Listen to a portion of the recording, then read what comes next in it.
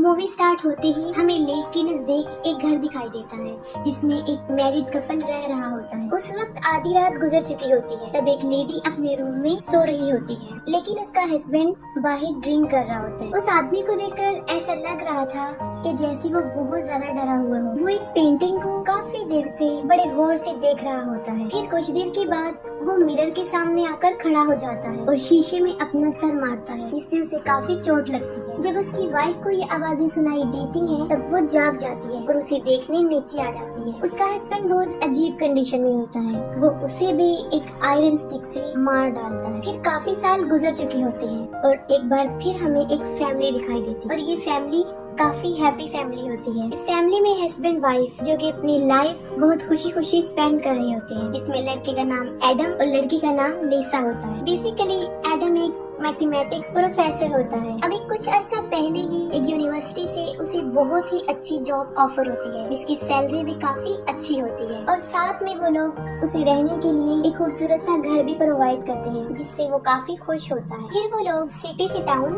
उस घर में आकर शिफ्ट हो जाते हैं। दूसरी तरफ मेलिसा प्रेग्नेंट होती है, जिसकी वजह से वो दोनों बहुत खुश होते हैं। इस बात को लेकर उन दोनों के दरमियान काफी डिस्कशन होती रहती थी कि वो बेबी बॉय होगा या फिर गर्ल। अगर बेबी बॉय हुआ तो उसका नाम एडम जूनियर रखा जाएगा और अगर बेबी गर्ल तो उसका नाम लीजा जूनियर। वो लोग अपनी लाइफ में बहुत खुश होते हैं और मजीद इस घर की वजह से उनका घर बहुत ही खूबसूरत और काफी बड़ा होता है और वो लोग अपने बेबी के लिए उसका रूम भी चूज कर लेते हैं। और उसी दिन लीसा की बहन विकी ने उनके लिए एक गिफ्ट भेजा होता है और उसमें एक माइस्टीरियस बॉक्स होता है। एडम उस बॉक्स को ओपन करने की काफी कोशिश करता है, लेकिन वो उसे नहीं खुलता, जिससे वो उन्हें लगता है कि शायद विकी ने उनके साथ कोई मजाक किया हो। मगर फिर भी वो उस बॉक्स को रख लेते हैं और अगले दिन एडम अपने काम पर चला जाता है। लेकिन जाने से पहले वो लीसा को कुछ इंस्ट्रक्शन देता है कि वो अपना ख्याल रखेगी और वो वेट भी नहीं उठाएगी, खास तौर पर बेबी क्रिब, क्योंकि अभी तक उन्होंने बेबी के रूम की सेटिंग नहीं की थी। और वो ये भी कहता है कि हम दोनों मिलकर उसे सेट कर लेंगे। लेकिन जब एडम चला जाता है तब लीसा खुद को बहुत ज्यादा बिजी कर लेती है। वो बेबी रूम की काफी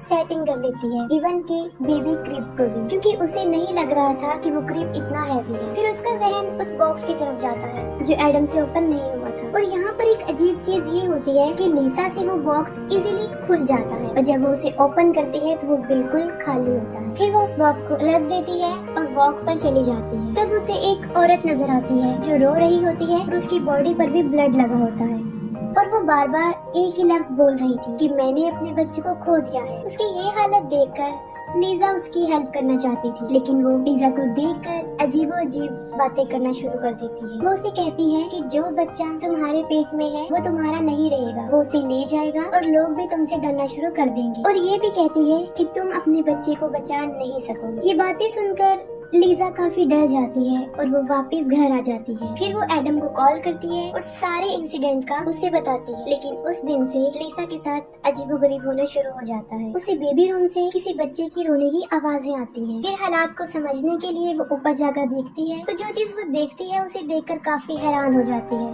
वो देखती है कि बेबी क्रिब में एक बच्ची लेटी हुई है। उसे कुछ समझ नहीं आ रही होती कि ये क्या हो रहा है, क्योंकि ये कोई ख्वाब नहीं होता बल्कि हकीकत होती है। और फिर जैसे ही वो उस बच्ची को गोद में उठाती है तब उसका चेहरा अचानक से बदल जाता है और इसके बाद लीजा अपने होश खो बैठती है। और शाम को जब एडम घर वापस आता है तो वो देखता है कि लीजा काफी जख्मी हुई है और उसका काफी खून भी निकल चुका होता है। वो फौरन उसे हॉस्पिटल लेकर जाता है। फिर लीजा तो बच जाती है, लेकिन उसका मिसकैरेज हो जाता है। और इससे भी ज्यादा अफसोसनाक बात ये होती है जब डॉक्टर उसे बैड न्यूज सुनाती है कि लीसा अब कभी भी मां नहीं बन सकी और शायद उसका मिसकैरेज कोई हैवी चीज उठाने से हुआ है, जिससे एडम को ये लगता है कि शायद ये बेबी क्रिब की वजह से हुआ। और उसने लीसा को मना किया था, लेकिन उसने उसकी नहीं मानी। ये बात सुनकर लीसा की बहन विकी भी उनके घर आती है और वो ये डिसाइड करती है कि वो कुछ दिन लीसा के साथ ही रहे ताकि लीसा जल्दी से अपनी नॉर्मल हालत में वापस आ जाए। इस वाकये के बाद एडम कई मर्तबा लीसा से ये पूछने की कोशिश करता है कि ऐसा क्यों हुआ और उस दिन ऐसा क्या हुआ था, क्या उसने वाकई कोई हैवी चीज उठाई थी। जिसके जवाब में लीसा उसे सच बता देती है, वो जंगल वाला इंसिडेंट, वो स्ट्रेंज वुमेन, फिर बेबी के रूम से बच्चे के रोने की आवाजें और वहाँ पर उस छोटे बच्चे का मिलना। और जैसे ही उस बच्ची को गोद में उठाया उसे कुछ भी याद नहीं रहा, क्योंकि तब वो अपने होश खो बैठी थी। यहाँ पर एक बात तो क्लियर हो जाती है कि उनके साथ कुछ अजीबोगरीब हो रहा था। और साथ में एडम को वो मिस्टीरियस बॉक्स भी मिल जाता है जो अब इजीली ओपन हो रहा था। तब एडम लीसा को बताता है, जिस पर वो कहती है कि इस बॉक्स को तो मैंने उसी दिन खोल लिया था जब ये वाकया पेश आया। और फिर वो बेकी से पूछते हैं कि उसने उन्हें ये बॉक्स क्यों दिया जो पहले तो नहीं खुल रहा था और अब खुल चुका है और खाली भी है। जिस पर वो कहती है कि ये मैंने किसी घर की आइटम्स की सेल पर खरीदा था और मैंने इसको लीसा को गिफ्ट कर दिया। लेकिन रियलिटी तो ये होती है कि उस बॉक्स ने पहले तो बेकी को अट्रैक्ट किया और फिर लीसा को, तभी तो उसने ये बॉक्स ओपन कर लिया था। लेकिन उन लोगों को इसके बारे में कोई आइडिया नहीं होता और फिर नॉर्मल लाइफ चलती रहती है। और फिर कुछ दिन गुजर जाने के बाद लीसा को अपने घर से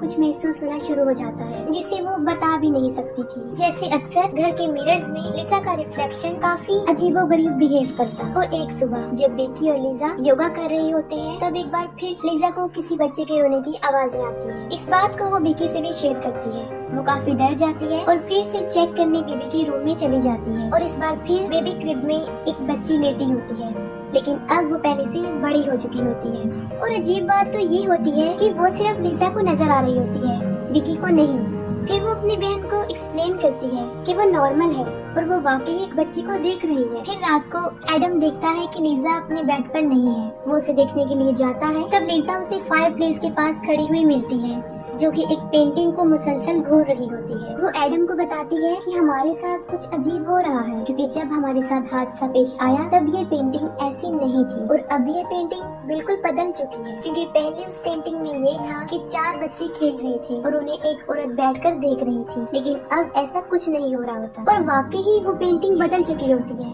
क्योंकि वो औरत अब अपने बच्चों की तरफ नहीं बल्कि साइड पर देख रही होती है। और इस बात को सिर्फ लीसा महसूस करती है, एडम नहीं। और वो उसे समझाता है कि तुम अपने बेबी को खो देने की वजह से ऐसी हो गई हो, जिसकी वजह से तुम काफी अपसेट हो और तुम्हारी ऐसी हालत है। और फिर बेकी के साथ भी एक अजीब चीज होती है जब वो नोटिस करती है कि मिरर उसका रिफ्लेक्शन एज इट इज नहीं दिखा रहा और मिरर में नजर आने वाली लड़की बेकी तो बिल्कुल भी नहीं लग रही थी। और फिर देखते ही देखते उसकी रिफ्लेक्शन उसे मारने की कोशिश करती है और उसके दिमाग पर ऐसा असर कर देती है कि वो अपनी बहन को बताए बगैर वहाँ से चली जाती है। लीजा को इस बात का बुरा तो लगता है, लेकिन ये उसके लिए कोई नई चीज नहीं थी, बल्कि ऐसे इंसिडेंट तो उसके साथ हो रही थी। और साथ में उसे हमेशा एक छोटी बच्ची भी दिखाई देने लगी जो उसे मामा कहती थी। लीसा इन सब से तंग आ चुकी होती है। वो एडम को कहती है कि हमारे इस घर में कुछ अजीब है, जैसे कि और वो इवल पावर्स है। और फिर वो कहती है कि आपकी यूनिवर्सिटी में एक प्रोफेसर डॉक्टर क्लार्क है जो कि एक अबनॉर्मल रिसर्चर है, शायद वो हमारी मदद कर सकते हैं। क्योंकि लीसा काफी डरी होती है और एडम उसकी बात मानकर डॉक्टर क्लार्क से मिल लेता है, क्योंकि एडम तो इन बातों पर बिलीव नहीं रखता था। और वो डॉक्टर क्लार्क को कहता है कि वो लीजा का शक दूर करे। और जब डॉक्टर क्लार्क उनके घर में आते हैं तो उन्हें काफी अजीब चीजें महसूस होती हैं। असल में डॉक्टर क्लार्क बचपन से ही ब्लाइंड होते हैं, लेकिन उनके पास एक एबिलिटी भी थी, वो बचपन से ही पैरानॉर्मल चीजों को महसूस कर सकते हैं। और वो लीजा को कहता है कि जो भी तुम लोगों के साथ हो रहा है उसकी वजह ये घर नहीं है बल्कि कुछ और ही है। और फिर उसे उस मिस्टीरियस बॉक्स के बारे में पता चलता है और फिर वो ये बात समझ जाते हैं कि एक अननोन इविल पावर थी जो उस बॉक्स में कैद थी। और जैसे ही उसे ओपन किया गया तो वो आजाद हो गई और जिसने भी उस बॉक्स को ओपन किया है वो उसके साथ ही है, तो वो चीज उनके साथ ही है। वो जहाँ जहाँ जाएंगी वो चीज उनके साथ होगी। ये बातें सुनकर एडम काफी गुस्से में आ जाता है और वो डॉक्टर क्लार्क को बाहर निकाल देता है और कहता है कि मैंने आपको ये कहा था कि आप लीजा का शक दूर करें, लेकिन आपने तो उसे मजीद डरा दिया। जिस पर डॉक्टर क्लार्क उसे समझाने की कोशिश करता है कि तुम लोगों को शायद पता नहीं है कि तुम कितनी बड़ी मुसीबत में हो, लेकिन वो उसकी कोई बात नहीं सुनता। फिर उसी ही रात एडम के साथ कुछ होना शुरू हो जाता है जब उसे एक औरत और एक ओल्ड लेडी नजर आती है। वो दोनों उसे काफी डरा देती हैं और अब तो एडम को पूरा यकीन हो जाता है और वो फिर से डॉक्टर क्लार्क को अपने घर में बुला लेता है। और तब डॉक्टर क्लार्क उनकी मदद करने की कोशिश करता है। अपनी इस रिसर्च से उन्हें पता चलता है कि सब कुछ जो पैरानॉर्मल एक्टिविटीज हो रही हैं वो इस घर की वजह से बिल्कुल भी नहीं है और इस सब की होने की वजह वो बॉक्स था, क्योंकि उस बॉक्स में एक अननोन इविल एंटिटी होती है जिसका कोई वजूद तो नहीं होता और ये काफी टाइम से इस दुनिया में रह रहे हैं और इसका मकसद सिर्फ अनबॉर्न बेबी का शिकार होता है, यानी बच्चे को इस दुनिया में आने से पहले ही मार देता है। और उसकी बहुत बड़ी मिसाल लीजा थी, उसके साथ भी यही हुआ था और लीजा के साथ कोई वाकया पेश नहीं आया होता, बल्कि उसके साथ इस सब कुछ करने वाली वो इविल एंटिटी थी। यानी हमने देखा कि एडम और बेकी ने उसे खोलने की कोशिश की, लेकिन वो सिर्फ लीजा से ही ओपन हुआ। मीन्स ये बॉक्स सिर्फ प्रेग्नेंट औरतों से ही खुलता है। बाहर आते ही उस बच्चे को वो मार देता है, और जो बच्चे उसे नजर आते थे वो कोई और नहीं था, बल्कि वो उसकी अनबॉर्न बेबी की टाइप्स थी